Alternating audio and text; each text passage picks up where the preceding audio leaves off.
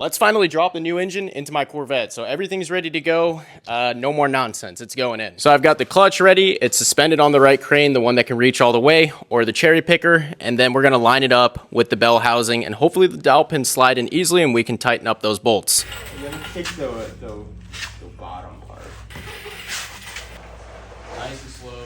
Is it lined up? Okay, Luke, you can't go any lower than that. This is when I knew I was in for a trip, because it's not as easy as you would think to line everything up, especially with how much limited space you have in a Corvette. This was definitely the most difficult engine swap I have ever attempted. It was not easy. Getting that power steering pump and the whole bracket on was a nightmare. I think we wasted like a good amount of time, because I realized if you try to drop the motor in and then have that hanging down, yeah, you're not getting that on afterwards because of the pulley and the ABS. So, yep, Chevy did us a solid by putting the ABS there and making it impossible, but now we can try and line it up.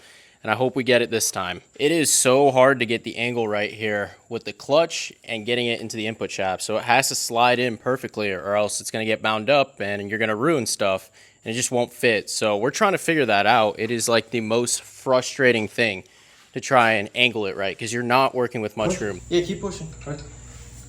Give me another bell housing bolt. Hold up a second. Let me see where the next one goes, because this one started, so that's a good thing. Might have to get under to get this.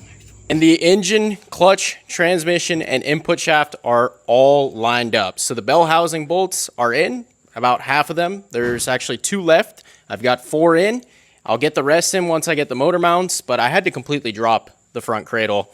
I don't know if you're supposed to do that or not. I had no option. It wasn't clearing the motor with the Batwing oil pan. It was so hard to do that. But I'm glad that the motor's in. I spent over 9 hours doing this today with the new throwout bearing and everything else, but motor's in the car now. You could tell that we are cooked. I was sweating literal dirt. Like, it would come down off my face and be a blop blop of dirt. Keys left this. Let me know if you guys want to see part 2, where we go ahead and get the cradle and the motor mounts in.